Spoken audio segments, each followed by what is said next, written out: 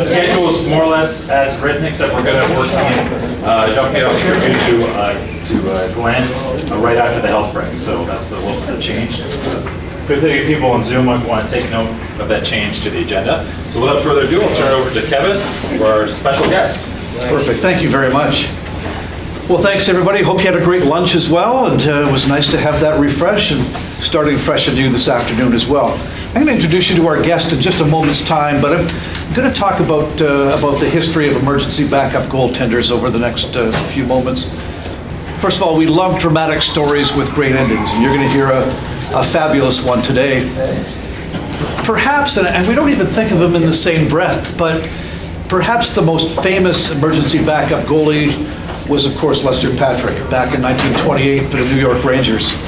And here he was at 44 years of age, all of a sudden having to strap on the pads and playing for the Rangers at that time. And during the 1930s, the National Hockey League had an emergency spare goalie who was assigned for the league, not necessarily for a team. And there was a great book that was written about Wilf Cude a little while ago. In fact, one of our members wrote a terrific paper in the journal as well. Into the 1950s, the single goalie NHL, and we've heard great stories about Alfie Moore, 1938. Whether he was sober or not is another question. We had Reverend George Abbott in 1943, who had an illustrious career outside of the hockey arena. Lefty Wilson, the trainer for the Detroit Red Wings, Danny Olsevich as well, as Fred would tell us about too, Len Broderick in 1957. And then the NHL mandated that teams carry two goalies in 1965, so it expedited the whole situation there. But this afternoon I'm going to introduce you to the best known E-Bug, emergency backup goaltender there is. On February 22nd, 2020, this gentleman stepped into the crease for the Carolina Hurricanes against the Toronto Maple Leafs, and I'd like you to meet David Ayres.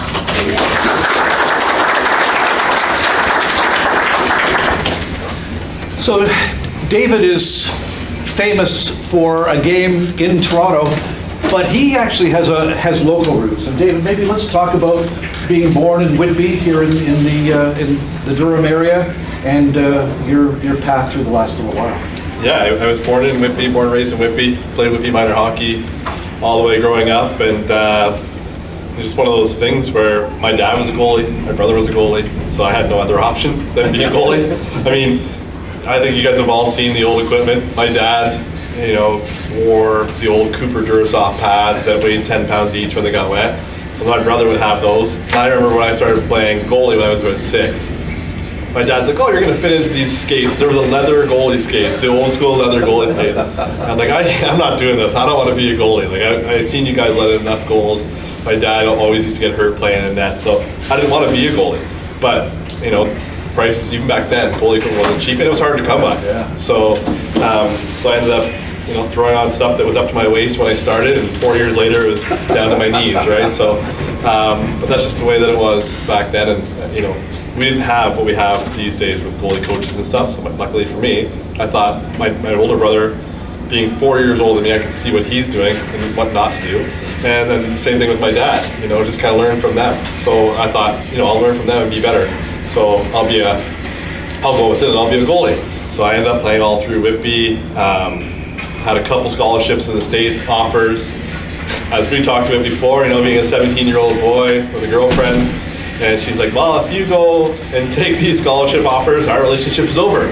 So me being a 17-year-old kid is like, "Fine, I won't go to school, I'll stay with you." A month later, our relationship's over anyway, so I had already said no. So anyways, it was just one of those things, and so I ended up, at the time, playing AAA hockey and high school hockey at the time, because you were allowed to do both. Now I don't think you're allowed, or maybe you are, I don't know how it is now, but I was playing 7 days a week, sometimes 6 o'clock in the morning, and then playing again after school. And by the time I went to a couple of junior B camps and stuff, I was just done. I didn't want to play hockey anymore. I was just over it. So I just stopped playing hockey altogether. And my brother was playing in a men's league. So I was 18, I think. Started playing in the men's league with those guys, and we were ripping it up and had a lot of fun. One of my buddies, his brother was the captain of Tallahassee Tiger Sharks for the East Coast League. in 2001. And he's like, man, you're a really good goalie. We need a goalie. Can you want to come down and you want to play? So I said, sure. I was supposed to go to the camp, and they were already full. They had 4 goalies for that camp already. So they called me in March at the end of the year. Said, hey, we need a guy. Our goalies just got called up. We're strapped for a guy. So sure enough, that was pretty much my first emergency goalie thing in pro hockey. It was 2001 in Tallahassee. Went down, and I basically just sat there and practiced with those guys. I got ready to play. The coach was going to put me in a game down there, and I forget the guy's name now, but Detroit sent a goalie down to Cincinnati, and Cincinnati sent a goalie down to us. The guy drove from Cincinnati to Florida, showed up an hour and a half before the game, and they put him in. He got pumped like 7-1. And he was pissed because he actually played. He goes, I just drove from Cincinnati to Florida, and you're putting me in net to play. And he got beat, but he wasn't happy about it. So that was my first emergency goalie taste in the pros, which I don't think I've ever told that story. To be honest with you, I don't think I've ever told that story to anybody.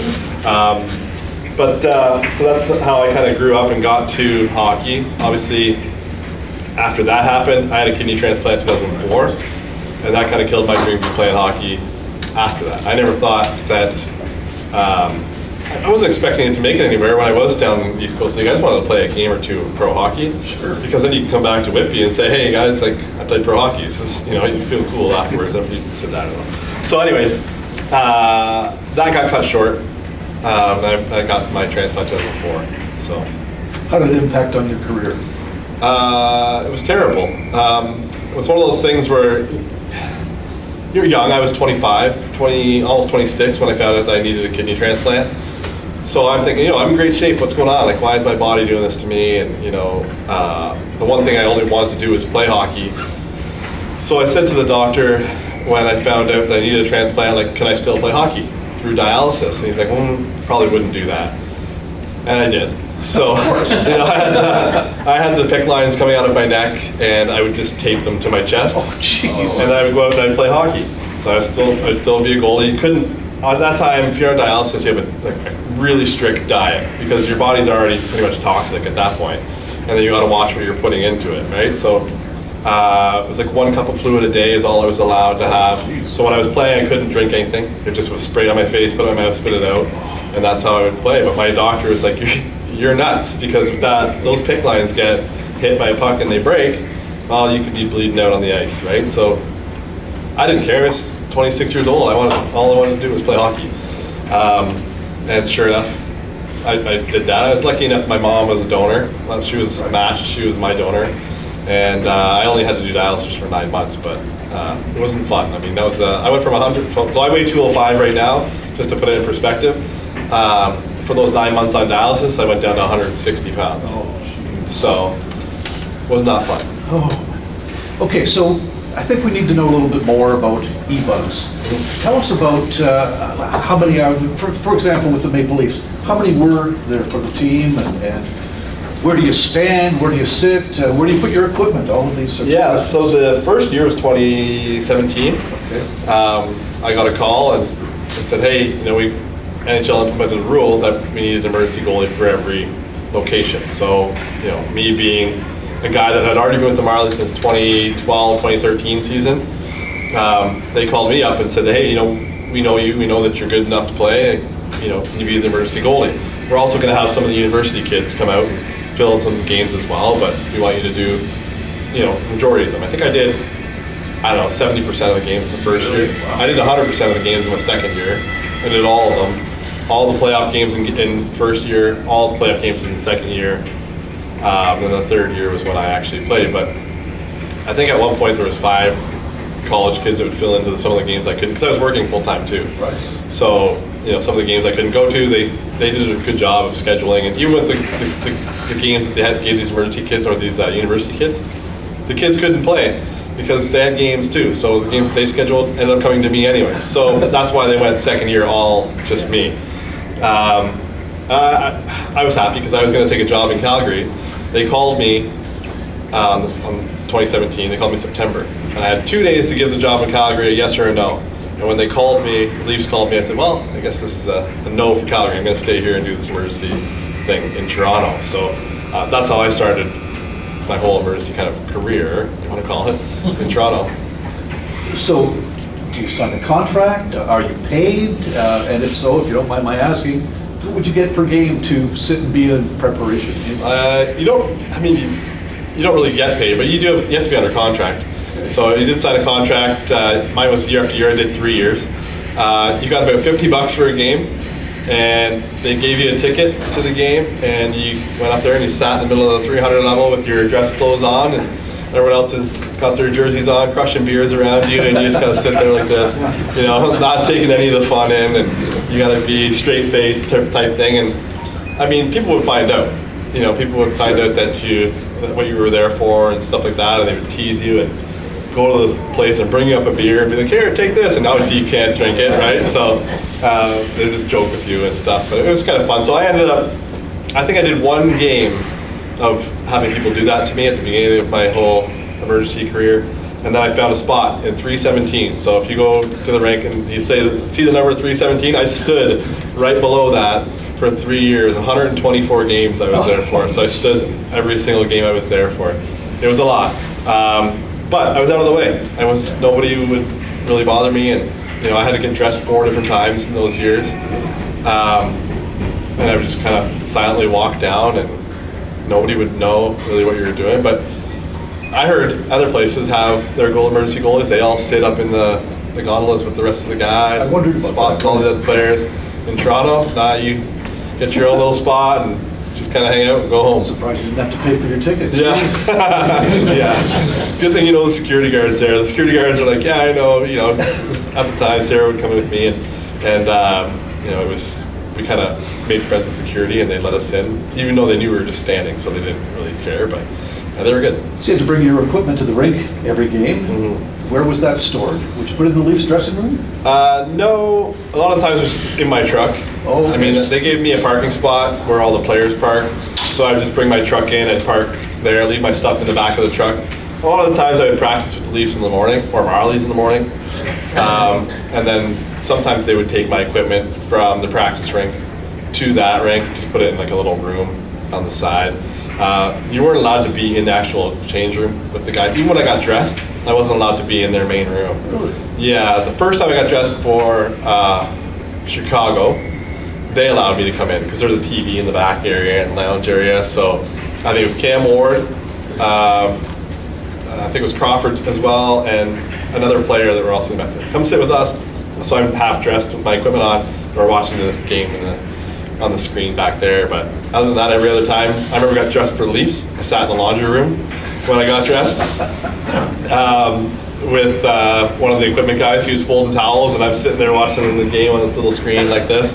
And then with the Carolina game, I was in the room, like a small little media room. There's that media room, have you ever seen it? There was a media room off the side of the guest, or the visiting room. Yeah. That's where I sat every single time. And I'd put my phone on my leg like this, my pads are here, I'd prop it up, and I'd watch the game on my phone. So that's kind of how it went. You're the emergency guy, you just get to sit in the back.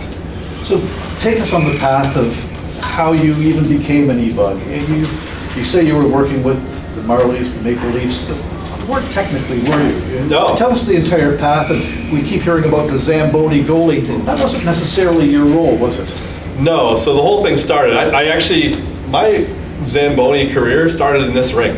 The very first year that this rink was built, my buddy's dad was the supervisor, daytime supervisor. And he said, we need another guy to work at this rink at Durham College. So I started here before this rink even opened up. I was here helping open this place up, and this is where I learned to drive Zamboni, in this rink. Funny enough.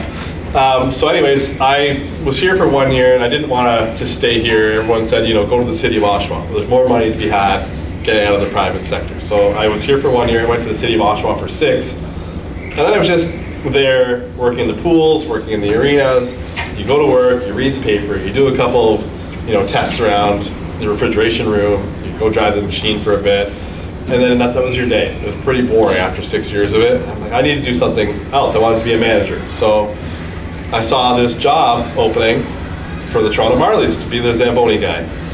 So I applied for that, got the call, got the job. Well, it was a loophole. So they didn't want the guys from the ACC to come over and work at the Marlies rink So they contracted it out through an HVAC company. So I worked for an HVAC company called Modern Niagara, which MLSE paid Modern Niagara to have guys watch their HVAC system and drive the Zamboni. So that's how that whole thing went. So I was never officially an employee of MLSE ever. They did go on strike at the ACC, all their guys, that union. Well, because we were non-union under an HVAC company, they brought us over and we drove for, I don't know, 5 or 6 games while they were off on strike. So I did work for the Leafs, but under a contract company, and I was at the Marlies. And that's how I started with the Marlies as a goalie. I think it was my first or second weekend. Mark Fitzgerald, who used to be the Marlies strength and conditioning coach, he went on to be Anaheim. But he grew up in Whitby at Henry Street, and he knew my brother. He knew my brother. So I showed up, and he's like, "Hey, aren't you a goalie?" I said, "Yeah." He goes, "I got a couple guys that are hurt that need to be that need someone to shoot on." It was Kadri and I can't remember who the other one was now. Anyways, so I brought my stuff, and those guys shot at me. He's like, "Holy, you're pretty good. Want to come back tomorrow?" Sure enough, come back tomorrow. And Dallas Deacons was the coach at the time. So Dallas came out, and he's like, "Hey, any chance you want to be our practice goalie for the rest of the year? Every time we need somebody, you can come out and you can practice." So sure enough, I'm like, "Yeah, let's do this." So I talked to the manager at work, and I said, "Look, any chance that I could go out and practice with the Marlies?" He's like, "How often?" I said, "Every day." He goes, "Oh, that might be tough when you're driving the Zamboni for these guys and you got to practice right afterwards." Well, like you and I were talking about, there's times where I would drive, and I'd run into the Marlies change room, I'd get dressed in my goalie equipment, and go back out, and I would practice with the team.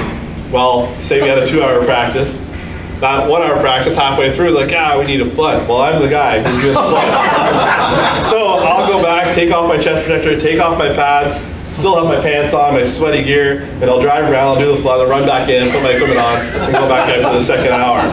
So that's how that worked, and I got through that for, I don't know, 6 years. I did it that way, 6 years.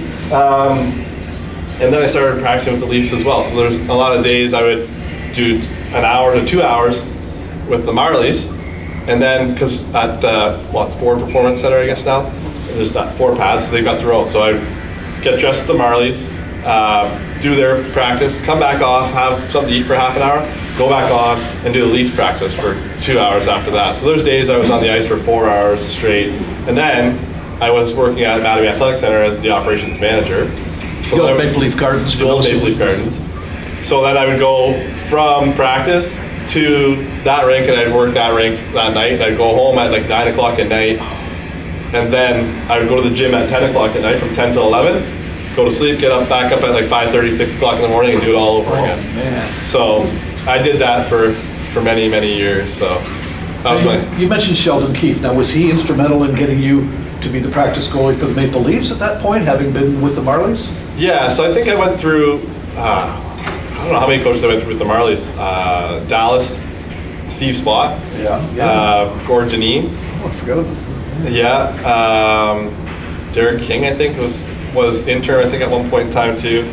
Then Sheldon came along. Okay. And Sheldon was great to me. He loved the fact that he had a guy, a target, who would go in there and take all the shots so that his starting goalies weren't getting beat up.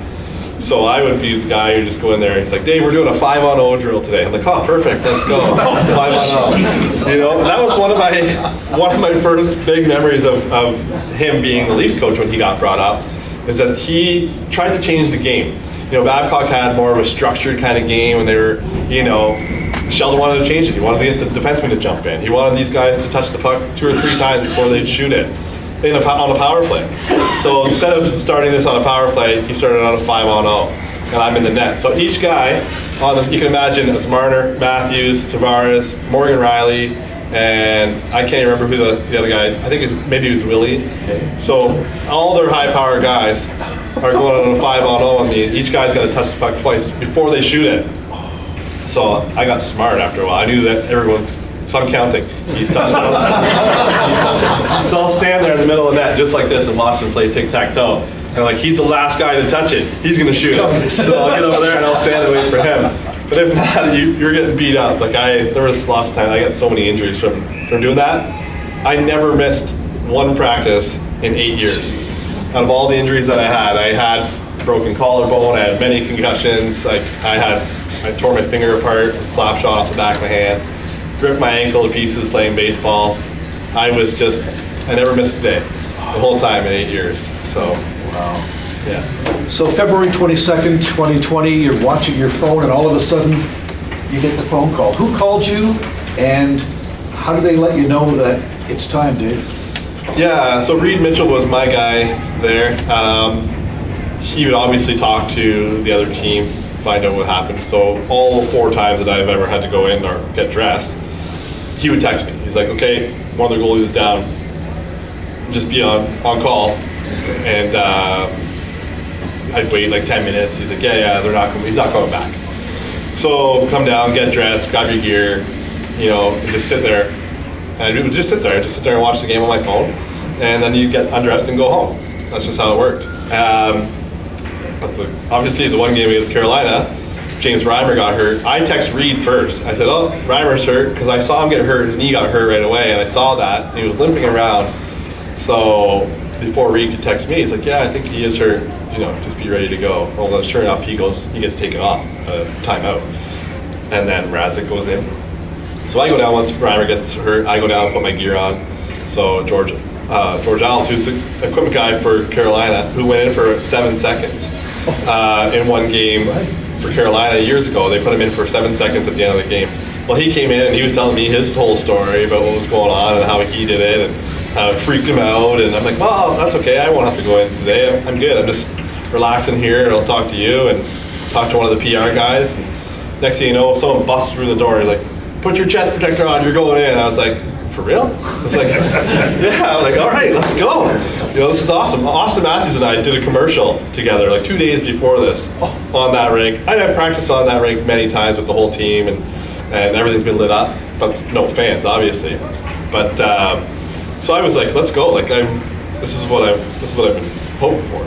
I mean, to actually get in and play a game. People always ask me if I was nervous. I was not nervous one bit. I was excited. I wasn't nervous at all.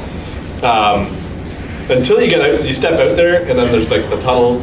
You walk out, and then there's all these people, and you're like, okay, now what? I'm not nervous, but you're just like, this is weird. This is weird. And then, no joke, you're stepping on that ice, and because it was such a rumble of what was going on in the day, and people were trying to figure out who I was, and I walk out with all my Marlies gear on, and I've got a Carolina jersey on. They're like, what the hell is happening right now, right? The place was like rumbling underneath my feet. I can sit there, and during the game, as the play is going on, and everyone's like screaming and cheering, and the Leafs have that like their blue line, and everyone's yelling to shoot on me from 200 feet away. Like, sure, you already scored 2 goals. You might as well shoot from the other end and score a third, is what I'm thinking in my head, right? But the place was literally rumbling under my feet, so I didn't know how to get a hold of that.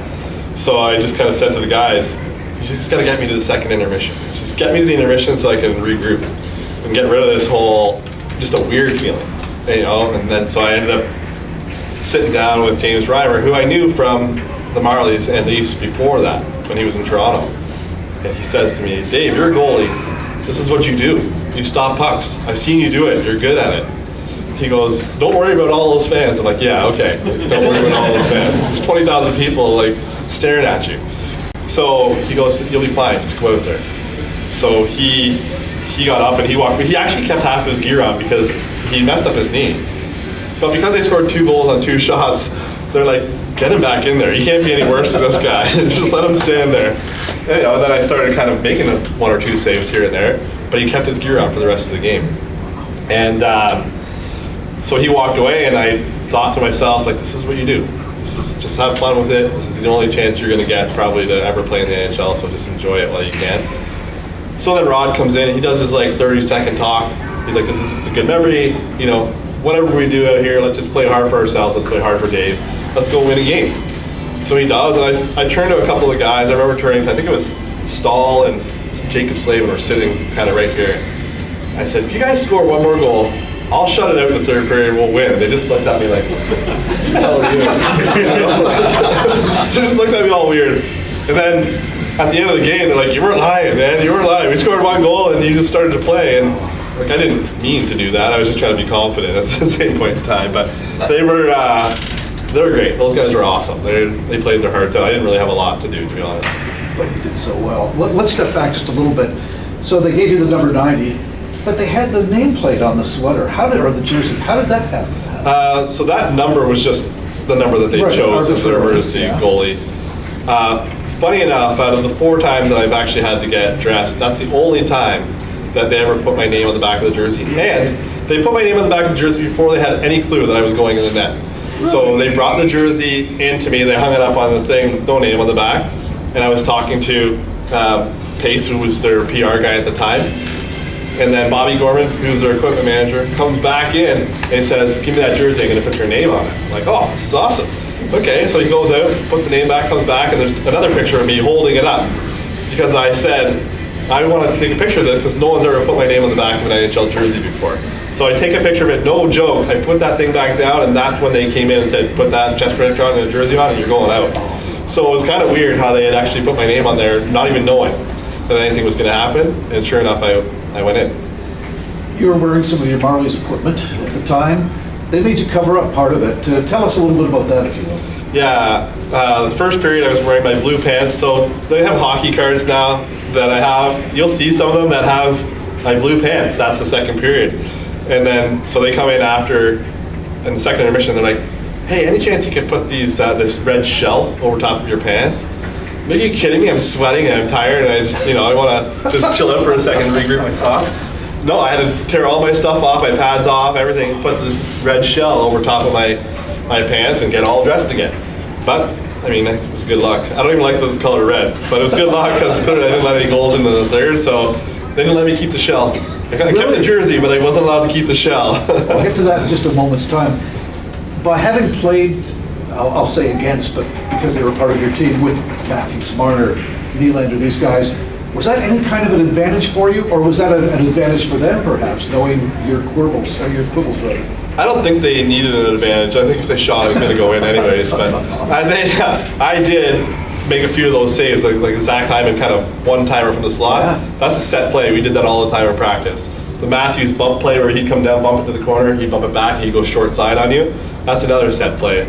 So I was ready for those plays when I saw them coming at me, and I ended up being lucky enough to make those saves. But if it was the other way around, if I was to play against Carolina, I would have not known any of those players. I wouldn't have known what they were going to do, and I was a little more comfortable knowing that, hey, I can see this play forming. I know what's going to happen now. I know what they're going to try and do.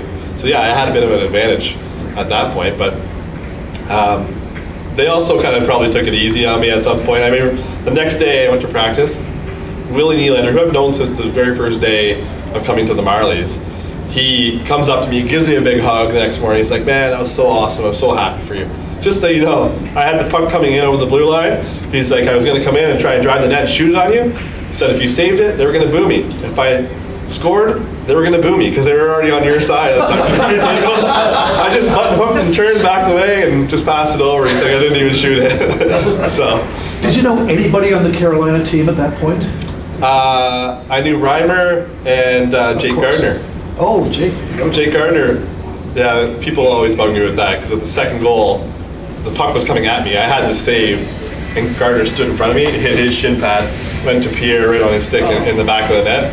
So my buddies who are Elite fans, of course, always chirped me and said, oh, Gardner, he's the same way as he was in Toronto, blocking shots, causing goals, right? So he's actually a super nice guy. He was really nice. He felt really bad about that goal, but he was just trying to help me out. Right? So very good. So inexplicably, Carolina wins, and you become the first E-Bug credited with a win. So you're in the record books for that way. And coming off the ice, you've been named the first star.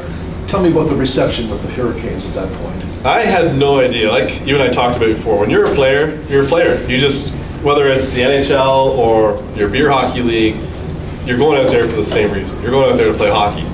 And, once I got up past that initial step on the ice, I'm in an NHL game thing, it happened real fast where, I come out, I play the puck around the net, and they go down, and I was one guy away from getting an assist. So that's me when I played. I would play every single time I play, even now when I go to play, I love to play the puck. I play in charity games, the guys pass it back to me, and then I play the puck. So once you go out there, you just play. So when I came off after the game, I thought, I'm just going to go, I'm going to get undressed, I'm going to have my shower, and I'm going to go home.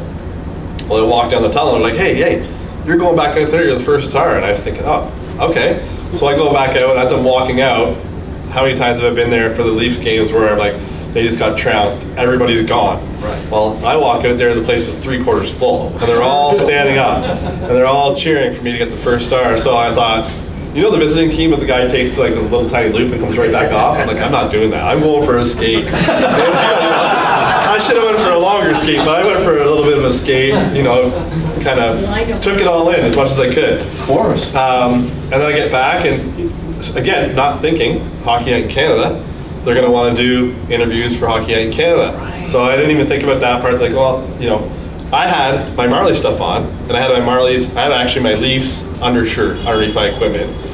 So I go back there and like, hey, if the media wants us, there's a scrum, they want to talk to you out there, but put this Carolina t-shirt on. Take that Leafs t-shirt off. So you'll see in the scrum, I have a Carolina t-shirt on. They made me change it. But, and then you get like, I got the towel, the Hockey Night in Canada towel right after when I did my interview with Kyle. And that's one of those things, when you're a little kid, you're like, I want one of those towels, but you can't get one of those towels unless you've had an interview. So I obviously still have that towel, and that's a pretty big keepsake for me, especially, like I said, growing up Hockey Night in Canada, and you got that towel, but that's not something that you thought about when you stepped on the ice. None of that, and nothing that happened after that game is something that you could ever dream of when you step on the ice. Most of us have probably seen the video of you entering the dressing room and the players' reception and Rod Brindamour's speech and things.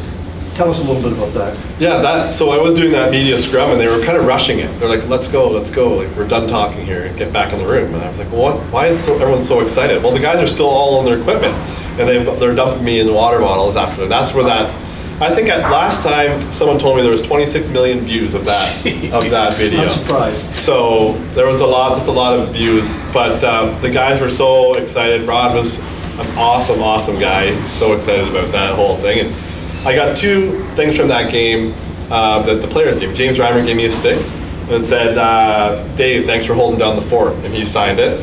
And then Rod gave me a bottle of wine. And I don't drink, but he gave me a bottle of wine and says, Dave, thanks for the memories. And so I've kept both of those things. And every time I go down to Carolina, I see Rod, he's great. A side note, his son's a really good hockey player. He was like the best player on his team, now wants to be a goalie. Oh, so, because of you, there we are. Well, I was there. The very first day he put goalie equipment on, I was in Carolina. Oh, wow. So his son and his mom were there, and the guys were on the ice, and he's like, how do we put this on? His mom said, how do we put this on? So I go and I helped Rod's son put the goalie equipment on for the very first time. So it's kind of cool for me to be there when he did that. That's just a little side note. So I was just noticing, so you're the oldest goaltender at 42 to win his NHL regular season debut, and the 8th oldest goalie in a regular season game. Bauer, Worsley, Plant, Hasek, Broder, there's a few names there. Ayres is there too, so pretty I didn't know amazing. about that part. I knew the two things I did know about was the first emergency goalie and the oldest one to make his debut. Yeah, very cool. To have guys like that, names, just me being a guy who played a half a game, being involved with guys that have great careers, that's pretty cool. So you mentioned a few things that you were able to get, the goalie stick from James Reimer, the bottle of wine, that you couldn't keep the pants, but you could keep the jersey, I'm hoping, and the stick. What else were you able to take from the game? Right after the game, they took my stick right away. That's the one that's in the Hall of Fame now. They actually wanted me to take off my pads. They wanted me to my helmet. They wanted a bunch of the stuff to go in there and Damn Hall of Fame display. people. Yeah, that's right. They wanted it all, but I needed it for the next morning to practice, right? So my stick is there, which is great. But yeah, everything. I kept everything else. I have all that stuff, and my jersey I still have. Not in a frame yet. I should. I should frame it, but I did get the puck. I have the puck. You did? Oh, good. Carolina did a really good job. They put a picture. It's in a plaque. They've got the picture. They got the puck, and they've got my stats on there. So I have that framed up at home too. So many things occurred subsequent to that one game. A hockey card, being named the honorary being named an honorary North Carolinian. There was a David Ayres Day. Talk about some of these wonderful things that happened after the game. Yeah, and I remember talking to Don Waddell after that game, and they flew me down. Well, we'll start with the NHL thing where they brought me down to New York City. Oh, the media. Yeah, the media day. I think I did 27 interviews in that one day, from 6:30 in the morning till 2 o'clock in the afternoon. So it was 27. I was on the Today Show. I was on CNN, Fox Sports. Stephen Colbert called, and we did a thing on Stephen Colbert's show, which was really fun too afterwards.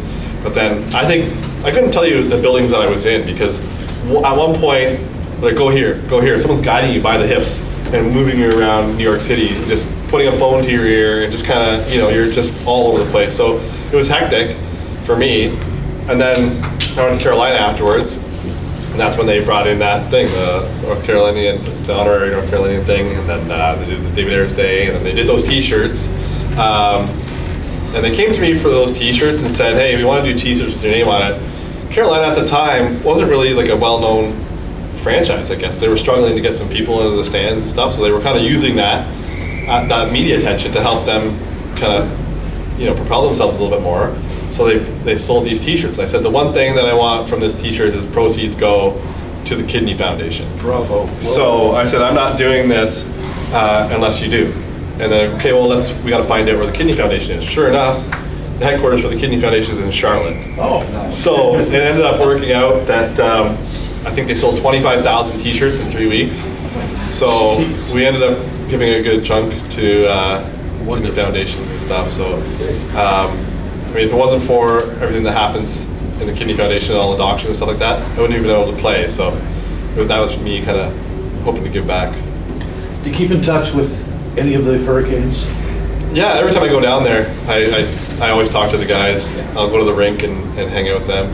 I've always been a guy, because you're an emergency guy, you're always the guy who's with the equipment staff, right? So I couldn't tell you how many times when I dressed with the Marlies that if you ever go into an equipment room, they've got a shelf here and a shelf here for like all their new stuff in the background. Well, there's a chair in there where Dave sits. That's where that's where I got ready a lot of the times, in between the shelving units. So you become really good friends with the equipment guys, right? So when I go down there, I talk to Bobby, I talk to George, they're all the time good. But I mean, Aho, Svechnikov, all the guys that were there when I actually played, Stahl, like every time you go down there, you talk to them, they're super happy to see you. They're great. I mean, I have my Instagram account. I follow a lot of the guys, they follow me, and we just chat every once in a while here and there. So yeah, it's good. You make a lot of new friends. Perfect. How long did you remain as an e-bug? Did you continue on for a couple of seasons after that, or? No, that was my last year, because COVID hit. Right. And me having my kidney transplant, more susceptible to getting sick. So they didn't want me around. They wanted to keep everybody in their tight little bubble. So I kind of stepped out there, and then when everything came back and I was able to do it, that's when they said to me, well, we don't really want you here anymore because there's too much media following after you, so we don't really want you here. But so that was my way of a thank you after eight seasons, just see you later, you're out. But I mean, whatever. I was 42, my body was pretty beat up from doing that every single day. I don't know if I could have done it too much more afterwards. So it was fun while it lasted. So what are you doing these days? So I just switched jobs. My dad used to be a train conductor, engineer for CN Rail, and I thought that after 20 years in the arenas, I needed to do something different. So now I just got qualified as a conductor for CP Rail. Oh, very good. So, yeah, so just kind of do something different. As we were talking earlier, I've now done 3 things in my life that I've always wanted to do. I've always wanted to play in the NHL, I always wanted to drive a Zamboni, and I always wanted to drive a train. So check off those yeah. on the bucket list. So even though I'm 46 now, you can still take that leap of faith and do something that you've always wanted to do. So I took a little bit of a kicking when it comes to going back and having to retrain for a job. You lose financially. It's not exactly where you were before, but now that I'm qualified, I'm where I want to be. So I'm enjoying it. I'll give it a couple of years, and I'll probably try and do something different. We'll see. Maybe write a book. There we go. Hang on here. I got a contract in my pocket. Are you still playing hockey to some degree? Yeah, I play a couple times a week when I can. We were talking about I'm going to try maybe next year to go back to play senior A for one more year, just because. I mean, I try and stay in shape. I work out 5 or 6 days a week, so my body's kind of healed from all those injuries from over the years. So I feel good now, and So I'm going to try and go back one more year, I think, do a senior A team next year. You talked about a book. There is a book that came out, not your book per se, although you were a big part of it, but Odd Man In, Hockey's Emergency Goalies and the Wildest One-Day Job in Hockey. Terrific book that just came out, actually, and went from there. This has been fun. Great memories that are going to last a lifetime for you, but also for us too, having watched it and gone on from there. I want to open up to the floor, if you don't mind. Sure. Anybody have a question or a comment before we go? I see Wayne, you threw your hand up first. Did you not do some coaching with the Yeah. Port Perry Mojax? Yeah, I was coaching in Port Perry. I coached last year for the Mojax. Or sorry, the Lumberjacks. The Lumberjacks, yeah, we changed the name. That was after, I don't know how many years it was. A lot of years of that one sponsorship, they changed it. That was an experience. It was a little different. The year before that, I coached 2 or 3 games in the SPHL in Illinois for Vermilion County. That team since folded, but and then I came back and I coached Port Perry for the year. It was kind of cool for me because my brother and I never got to play hockey. He's 4 years older than me. We never got to play hockey together. We never coached together. So that was, for me, I took that job saying, hey, I'll take this as long as my brother can be an assistant coach for me. There was times we butt heads like crazy, like we were little kids again. But I had fun while it lasted, and just kind of decided that I wanted to step away from coaching because I was coaching Whitby too, Whitby minor hockey. We did U16 with one of my buddies too. For, I think we had 4 years, 5 years in Whitby, and then the one in Port Perry. And I just wanted, like, this is the year that I took to change my career and kind of move. So I might go back next year. We'll see. Maybe I'll find somewhere else to coach next year. Thanks, Wayne. Anybody else? Question? Got a question with Ed back at the back. So when are you going to stop playing for the Kings alumni games? Funny enough, I'm kind of bitter about that. It's a tough question right now. They had that outdoor game in Carolina, and I took my stuff down there, but they had already had goalies for their alumni game down there. I wanted to play in that pretty badly, but the goalies that were there paid quite a bit of money to play in that game, in that alumni game. So they asked me if I wanted to be involved in it, but I would have had to take a guy's spot. And I think he paid $10,000 to play 1 period in the alumni game, and I couldn't do that. I couldn't do that. Like, he paid money to do that. That's him. Let him do it. I went on the ice with the skills guys, the guys that do all the trick stuff, and they made me look stupid. So, but yeah, I'm hoping to play in some more alumni games for Carolina. I've actually not done a lot in Carolina. I've never done an autograph signing or an appearance or anything in Carolina. You know. You've done a lot of autograph sessions, though, have you not? Yeah, a lot. Yeah, well, for the most part, all in Canada. Yeah. Right. So. Any other questions? Let's go to the back one more time here. I thought there was talk about a movie at some point. Whatever happened with that? Still, I have a contract for the movie. They had that strike with all the actors and stuff like that. So my movie contract is with Disney. So the movie's already written. It's in development stage right now. There was a shakeup in Disney's head. Last I heard, they don't tell me anything really. There was a shakeup in the top of Disney, and there's a shakeup at the top of my production company. So I'm just in a holding pattern, waiting to find out what's going on with that. Somebody said the head Goofy in that. I just It was me, yeah. Yeah, it was me. Would they want you in net, or would they have someone play your part? It's gonna be me and Net when you can't see my face, and then when you can see my face, it's gonna be somebody else. But it's not necessarily about. I can't really go right into specifics about it, but it's not necessarily about that game and me playing. It's more so as like a little kid and everything that you've gone through to get myself to that game. You know, there's been a lot of ups and downs in my life, and you know, me having a transplant, my dad passing away from cancer, you know, just a lot of stuff that went on before I even got to play any type of pro hockey.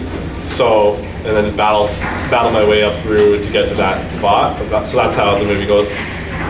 I think that Carolina game is a very small part of Achieving greatness. Yeah. For sure. Somebody's going to have to wave us down when it's time to wrap it up too, okay? I got it. Okay, very good. You got a question as well? So, was it the Roadhammers did kind of a tribute video to you. What's your thoughts, or did you have any participation in that, or? No, I had no idea. And someone sent it to me one day, and I was like, is this a joke? Like, did they just actually make this? And then Jason Coy actually, on Instagram, I follow him, and they were doing a live feed on his Instagram. And I went and watched it, and he's like, oh, David Ayres, we did that song about you, you know? And he was really cool about it. But I had no idea that they were even going to do that. There's a couple. I mean, that's probably the most popular one, but there's someone else did one as well about me. There's so many different memes about me out there that it's crazy. People, even now, it's been 4 years, and people will send me these random memes that I've never seen before. Like, wow, people have way too much time on their hands. More questions or comments? Just one. Jonathan? I'd like to go into different perspective. Kevin, I presume you were at that game. I'd like to hear from a fan's perspective how this was unfolding and how you think they reacted to see what was going on. So I didn't know David at all at that point, but it was, what, 8 minutes and 41 seconds left in the second period, I think it was. Well, I guess if we saw Reimer get hurt in the first period and ran into his teammate, as I recall, Slavin, was it? Yeah. But, he got hit by Cobbs. Oh, Reimer did, yeah. Yeah. Yeah, And then Raska. with 8:41 to go in the second, all of a sudden Kyle Clifford of the Maple Leafs just barrels into to Peter Mrazek, and we knew that was trouble, having seen Reimer already go down, and now Mrazek, who clearly was probably not going to continue on. So it was just all the gossip. I'm up in the purples and the highest level of Scotiabank Arena. And what's going to happen now? What are they going to do? And I wonder if they've got anybody else. And we didn't know much about e-bugs at that point, and didn't know. And then the word started to trickle out as there's a guy getting dressed. And who would it be? And we're trying to think of NHL type goalies or former NHLers who may have been in the building and didn't know. And then all of a sudden this number 90 skates out. What the hell's going on here? And wondered whether they were just going to get shelved by the Leafs at that point. You know, sometimes we hope. And just didn't know how it was all going to go down and who was this guy and why is he there? And it was just pretty amazing to see as time went on how the mood switched in the arena from figuring that he was going to get beat like crazy to all of a sudden we were cheering for you like crazy. And it didn't matter about the Leafs at that point. You wanted Carolina to win for this gentleman's benefit. So it was pretty interesting to go there. But driving home, of course, you're listening to the post game and hearing the details. And God, are you kidding me? A Zamboni driver or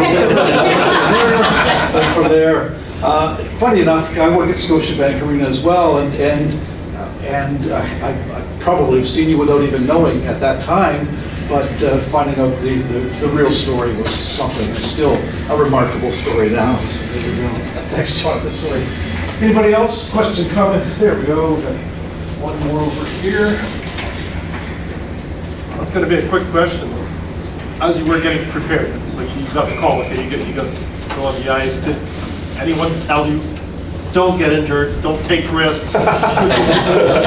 Yeah, so funny enough, the goalie coach for Carolina, if you ever see that video, you'll see him about 6 inches off my shoulder, walking behind me. Okay, keeping your angles, stay here, stay that. Like, I've been a goalie since I was 6 years old. I mean, I know how to play, but he's like giving me a briefing like I'm 7 and I've never played hockey before, walking me right down to the surface. He walked me right to the door, telling me in my ear to, you know, stay here, stay here, stay here, do this, do this, do this. And I'm just like, can you just leave me alone? Like, I don't need your advice going up there. Not that, I mean, it sounds bad, but like the last thing I need is like someone in your ear as you're walking out on the ice where I didn't stretch. I mean, you didn't get to warm up on the bike. I just got dressed and straight back out on the ice. So you weren't warmed up. You weren't mentally prepared at all. That was the hardest part about that whole game, is to like not be mentally prepared to play. I was mentally prepared to like put my gear on, take it off, and go home. That's all I was prepared for. And to have someone beacon in your ear the whole way to the ice surface, turned out that I think it was the equipment guy or the PR guy went back and told him, like, just leave him alone. Like when he comes back to the second intermission, leave him. Don't talk to him. Well, I went out and played the puck. When I got there, there's actually a card of it. When I came out and I played, I shot behind the net, and I get off the ice, he's like, don't play the puck. We don't need you to get hurt. Did you see what that happened here? We don't need you to get hurt. I'm like, I play the puck all the time. That's how it gets me into the game, right? But funny enough, yeah, there was like people giving me advice on how to play and what not to do. I don't recall, but what kind of a warm-up did you get before? I think I got like 7 shots. Yeah, from the hash marks. That's pretty much it. That's all you get, right? And then, I mean, 7 shots in warm-up and then 2 shots in the game that went in. So that was my 9-shot warm-up. And then I decided to play, I guess. I don't know. A question from Todd. Yeah, more of just kind of a quick little story. So the night this happened, as we all know, COVID. So I'm at the Tier 2 Junior A hockey game, and word filters through the game, hey, the Carolinas got like the Zamboni guys coming into play. And of course nobody figures out. So you're in with the crowd and it's people you know, and there's one guy there who was thrilled because he's got the pro line bet for the Leafs to win the game by so much. And it pays like stupid money if the Leafs win by so much. He goes, oh my God, this is perfect. And he was like spending the money. So the game's on and everybody starts kind of, because it's like, oh, well, geez. It's gonna, and it's like, they haven't scored yet. What's the score? What's the score? And it's like, oh, geez, these are losing. Well, then everybody's on their phone at the game watching this thing. Well, this poor guy is just losing his mind because his money is like, and then he turns as a typical Leaf fan. That damn Zamboni Driver. and what's going on? And again, as you know, Kevin, like typical Leaf fan, the sky's falling, right? Yeah. So anyways, the game ends and people are like, they lost? Like literally, I think the game that night when they do the Leafs in 30 or the sort, must have been their highest rated one because people who missed it were like, this couldn't have happened. And then of course everybody wanted to know, well, who is this guy? So anyways, long story short, the guy, he missed out and everybody, and there's a Twitter feed, a guy has a Twitter feed where he's an you wouldn't follow because he's anti-Toronto. And his feed is all his feed is X amount of days since Leafs last cup. 22,000 days since Leafs last cup. That next day he added 22,000 days since Leafs last cup, and underneath it, 1 day since losing to the Zamboni Driver. Even now. It still has the count. He still has the count. Every day he starts the feed with 26,000 so many days. 2,000 so many days since losing to the Zamboni Driver. Every day without fail on Twitter. Do you know how many TVs I owe people from that game? Everybody's like, I smashed my TV because of you. I'm like, well. Got another question back here with James. Back to you, Fred. First of all, a big thank you. I love stories like that. These are the reasons I come to this. It's for, I won't call it oddball stuff, but out of the ordinary stuff. Right. Simple question. Are you still a Leafs fan? A Leafs fan? Yeah. So I grew up a Bruins fan. Andy Moog was my favorite goalie. Edmonton, then went to Boston. My brother and dad were Leafs fans, so I wanted to be something different. So I was a Leafs fan because of, during this I was a Leafs fan because I played with all the guys. I was on the ice with them all the time. So you become a fan of the guys, everyone in the organization, you want to see them win. I don't know if that's ever going to happen, but I do hope so because I got friends in the organization. So yeah, but I'm definitely a Carolina fan now too. You go down there and the way that their fan base is, I don't know if anyone's ever been to a game in Carolina before. Yeah.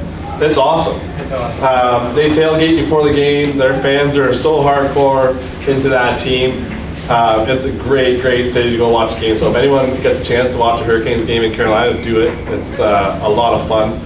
And yeah, I'm still a Leafs fan, still a Bruins fan, still a Carolina fan. I watch the game now for the game because I played at that level. I mean, again, it was a half game, but I mean more so the practicing and knowing everybody, that all the players, and being part of the locker room and being part of the daily everything that goes on in that thing. You end up being a fan of the game and a fan of everything that happens behind the scenes. So I watch the game for that stuff. I got buddies that are equipment managers in the NHL, so I've been watching the game, I'm like, oh, there's my buddy from Vancouver, just kind of like trying to see him on the bench. So that's more, I'm just a fan of the game now. So, more so than one Our team. final question or comment from Fred. Yeah, thank you, and great presentation, David. Probably the best known e-bug prior to you perhaps was Scott Foster in Yep. Chicago. Had you seen that video before you had your experience? Oh yeah, I watched that video of Scott. He actually texted me the next day. He got my number and sent me a text message. He's like, man, your life's about to change. He said, he goes, I had people knocking at my door in Chicago trying to get my autograph. And he's a really quiet guy, doesn't want anything to do with that really, doesn't say much, doesn't do anything. And he said, because you did it in Toronto, it's going to blow up. And he wasn't wrong. He texted me, no joke, it was like 9:30 the next morning. And he texted me, and I ended up calling him back and talking to him. And he was just a really good guy. But yeah, there's a bunch of stuff that goes on the internet that said, oh, who's better, Dave or Scott? I'm like, neither one of us. We both played. Like, it's not like one of us is better than the other. I mean, we both got lucky enough to be part of, the NHL and get to play and, let's live out our dreams. Is there a bit of a fraternity amongst e-bugs? Yeah, they have a group. Their Instagram has a group of emergency goalies. It blew up. I mean, I think they made that group after my game. Funny enough, I was skating at Rockefeller Square doing a thing with the NHL Network, and one of the guys who was Anaheim's emergency goalie was skating around just randomly. He was in New York, and he's like, "Hey, I'm the Anaheim's emergency goalie." And I was like, "Really?" I thought he was joking. But he actually was one of the Anaheim's emergency goalies. So we kind of connected, and then they put this group together, and now all these guys constantly are talking on this group about everything. So it's really cool to see. I haven't really met any of those guys, but you talk to them all the time. So it'd be cool. They do a thing where every once in a while they get together in the States somewhere. I should go to it one year, but yeah, it would be a lot of fun to see that. Because, I mean, how many other sports have something where you can just randomly get thrown in and play a pro game, right? So it's just wild. This has been wonderful. Great questions and comments, but what a great guest. David, you were sensational. It was great to have you here to join SIR for a day. A one-day SIR member, emergency SIR member.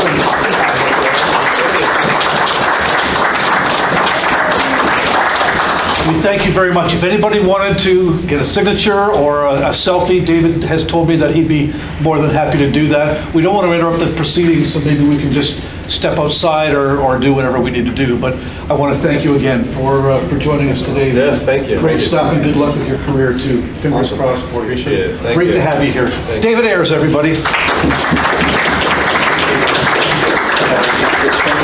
That point, you wanted Carolina to win for this gentleman's benefit. So it was pretty interesting to go there, but driving home, of course, you're listening to the post game and hearing the details. And God, are you kidding me? A Zamboni driver from there. Funny enough, I work at Scotiabank Arena as well, and I probably have seen you without even knowing at that time.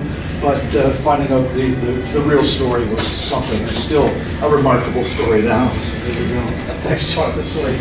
Anybody else? Question, comment? There we go. Got one more over here. That's going to be a quick question. As you were getting prepared, like you got the call, okay, you got to go on the ice. Did anyone tell you, don't get injured, don't take risks?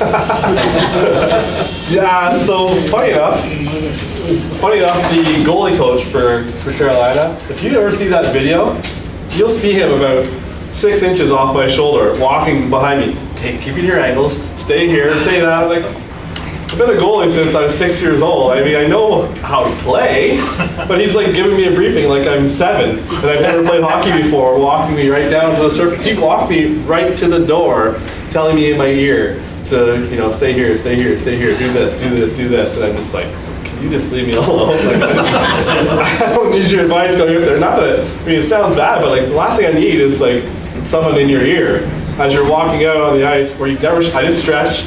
I mean, you didn't get to warm up on the bike. I just got dressed and I, straight back out on the ice. So you weren't warmed up. You weren't mentally prepared at all. That was the hardest part about that whole game, is to like not be mentally prepared to play.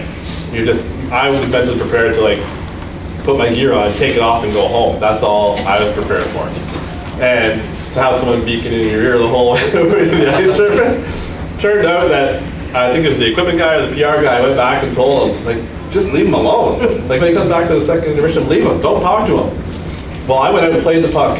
When I got there, there's actually a card of it. When I came out and I played, I shot behind the net, and I get off the ice. He's like, "Don't play the puck. We don't need you to get hurt. Did you see what that happened here? We don't need you to get hurt." I'm like, I play the puck all the time. That's how it gets me into the game, right? But funny enough, yeah, there was like people giving me advice on how to play and what not to do.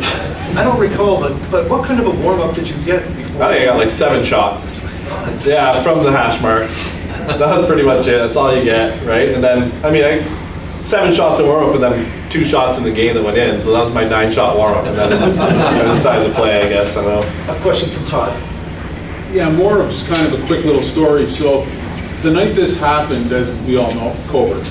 So I'm at the Tier 2 Junior A hockey game, and word filters through the game, hey, the Carolinas got the Zamboni guys coming into play. And of course, nobody figures out. So you're in with the crowd, and it's people you know, and there's one guy there who was thrilled because he's got the pro line bet for the Leafs to win the game by so much. And it pays like stupid money if the Leafs win by so much. He goes, "Oh my God, this is perfect." And he was like spending the money. So the game's on, and everybody starts kind of, because it's like, oh, well, geez. It's gonna, and it's like, they haven't scored yet. What's the score? What's the score? And it's like, oh, geez, these are losing. Well, then everybody's on their phone at the game watching this thing. Well, this poor guy is just losing his mind because his money is like, and then he turns as a typical Leaf fan. That damn Zamboni Driver. and what's going on? And again, as you know, Kevin, like typical Leaf fan, the sky's falling, right? Yeah. So anyways, the game ends and people are like, they lost. Like literally, I think the game that night when they do the Leafs in 30 or the must have been their highest rated one because people who missed it were like, this couldn't have happened. And then of course everybody wanted to know, well, who is this guy? So anyways, long story short, the guy he missed out, and there's a Twitter feed. A guy has a Twitter feed where he's an you wouldn't follow because he's anti-Toronto. And his feed is all his feed is X amount of days since Leafs last cup. 22,000 days since Leafs last cup. That next day he added 22,000 days since Leafs last cup, and underneath it, 1 day since losing to the Zamboni Driver.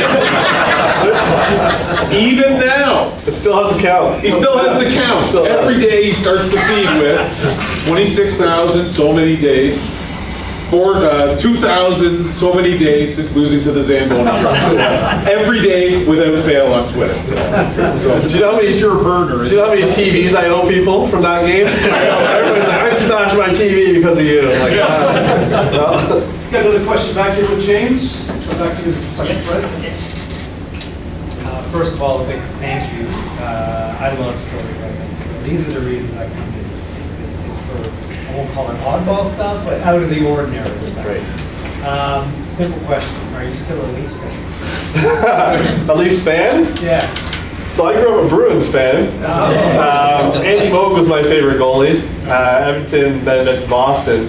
My brother and dad were Leafs fans, so I wanted to be something different. So I was a Leafs fan because of, during this I was a Leafs fan because I played with all the guys. I was on the ice with them all the time. So you become a fan of the guys, everyone in the organization, you want to see them win. I don't know if that's ever going to happen, but I do hope so because I got friends in the organization. So yeah, but I'm definitely a Carolina fan now too. You go down there and the way that their fan base is, I don't know if anyone's ever been to a game in Carolina before. Yeah. It's awesome. It's awesome. They tailgate before the game. Their fans are so hardcore into that team. It's a great, great city to go watch a game. So if anyone gets a chance to watch a Hurricanes game in Carolina, do it. It's a lot of fun. And yeah, I'm still a Leafs fan, still a Bruins fan, still a Carolina fan. I watch the game now for the game because I've played at that level. I mean, again, it was a half game, but I mean more so the practicing and knowing everybody, that all the players, and being part of the locker room and being part of the daily everything that goes on in that thing. You end up being a fan of the game and a fan of everything that happens behind the scenes. So I watch the game for that stuff. I got buddies that are equipment managers in the NHL, so I've been watching the game, I'm like, oh, there's my buddy from Vancouver, you know, just kind of like trying to see him on the bench. So that's more, I'm just a fan of the game now. So, more so than one. Our final question or comment from Fred. Yeah, thank you. It's a great presentation, David. Probably the best known e-bug prior to you, perhaps, was Scott Foster in Chicago. Had you seen that video before you had your experience? Oh yeah, I watched that video of Scott. He actually texted me the next day. He got my number and sent me a text message. He's like, man, your life's about to change. He said, he goes, I had people knocking at my door in Chicago trying to get my autograph. He's a really quiet guy, doesn't want anything to do with that, really, doesn't say much, doesn't do anything. And he said, because you did it in Toronto, it's going to blow up. And he wasn't wrong. He texted me, no joke, it was like 9:30 the next morning. And he texted me, and I ended up calling him back and talking to him. And he was just a really good guy. But yeah, there's a bunch of stuff that goes on the internet that said, oh, who's better, Dave or Scott? I'm like, neither one of us. We both play. Like, it's not like one of us is better than the other. I mean, we both got lucky enough to be part of, the NHL and get to play and, live out our dreams. Is there a bit of a fraternity amongst e-bugs? Yeah, they have a group. Their Instagram has a group of emergency goalies. It blew up. I mean, I think they made that group after my game. Funny enough, I was skating at Rockefeller Square doing a thing with the NHL Network, and one of the guys who was Anaheim's emergency goalie was skating around just randomly. He was in New York, and he's like, hey, I'm the Anaheim's emergency goalie. And I was like, really? I thought he was joking. But he actually was one of the Anaheim's emergency goalies. So we kind of connected, and then they put this group together, and now all these guys constantly are talking on this group about everything. So it's really cool to see. I haven't really met any of those guys, but you talk to them all the time. So it'd be cool. They do a thing where every once in a while they get together in the States somewhere. I should go to it one year, but yeah, it would be a lot of fun to see that. Because, I mean, how many other sports have something where you can just randomly get thrown in and play a pro game, right? So it's just wild. This has been wonderful. Great questions and comments. Oh, what a great guest. David, you were sensational. It was great to have you here to join SIR for a day. A one-day SIR member, emergency SIR member.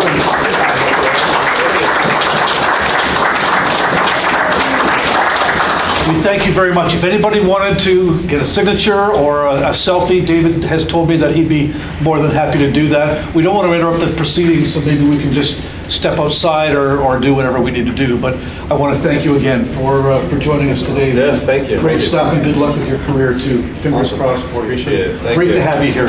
David Ayres, everybody.